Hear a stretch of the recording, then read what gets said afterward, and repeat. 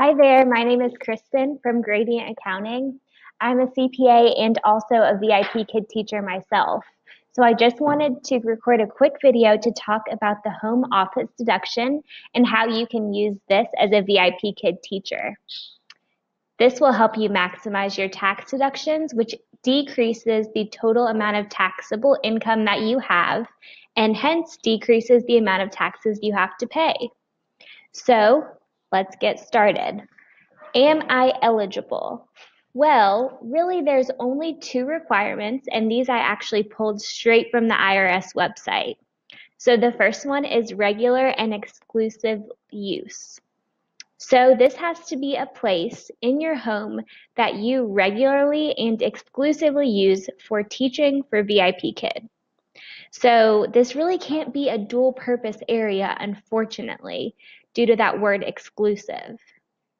This also has to be your principal place of business. So if you tend to bounce all over your house and teach in all different places, technically your office wouldn't be your principal place of business. So make sure this is somewhere that you teach from every day and with regular and exclusive use. So this brings us to, well, what does this mean exactly? So say I teach from my laundry room and I set up my computer on my washer and I have my background there and that's where I do all of my teaching from. So yes, it's regular use and yes, it satisfies your principal place of business requirements. However, it does not count as exclusive use because you also use your laundry room primarily for cleaning your clothes. Well, what about my bathroom? Well, unfortunately, the answer to that is no. Because, same reason as laundry room, even though it's regular use and it's your principal place of business, it's not exclusive use. But what if you say, well, it's actually my guest bathroom and I actually do never use it? Well, unfortunately, I don't think I would take the risk in case I happen to get audited by the IRS and because it would be very hard to prove that it was exclusively used for teaching. So what about a corner of my bedroom? Well, yes, this probably could count as an area where you could use the home office deduction because technically, even though it's a corner of your bedroom, as long as you regularly and exclusively use it for teaching, and it's not somewhere that you sleep or that your kids come play in every day, then yes, you can take the home office deduction for that area. And what if I have my desk right in my living room? Well, yes, as long as you don't use that desk for watching Netflix or, if your kids don't play in that area either, and it's exclusively used for teaching, then absolutely you can. So this brings us to, okay, well, I figured out what my home office is. Now, how do I calculate my deduction? So actually, you do have to figure out the percentage of your home used for business. So this percentage would be the total square footage of your home office or your home office space divided by the total square footage of your home. So say that your office is 100 square feet and your home is 1,000 square feet.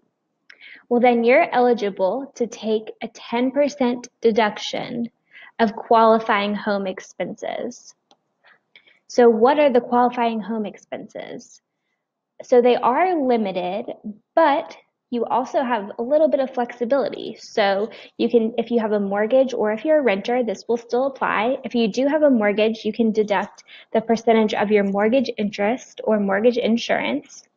If you are a renter, you can deduct the portion of your rent. So if your deduction is 10%, then you can take 10% of your monthly rent.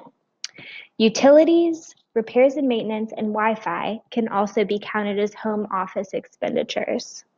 So make sure that if you are going to take a home office deduction, calculate on a spreadsheet your prorated home office, so basically your home office space in square feet divided by your total home. Make that a percentage and then multiply that percentage by each of the qualifying home expenses that you're choosing to deduct. So mortgage interest, insurance, rent, utilities, repairs and maintenance, and Wi-Fi. And make sure you do keep thorough record of all of these deductions because you do need to support them in case you one day get audited. Another point I wanted to bring up is, say that you in 2018 you have a home office set up in a corner of your bedroom, and then in 2019, new year, new you decide to just completely take down the office and teach from random areas of your home. Well, in that case, before you do that, make sure to take a picture of your office as it was, so you do have some sort of evidence and proof. So that's it for me. Let me know if you have any questions below in the comments, and I'm happy to answer them, and happy teaching. Thank you. Bye.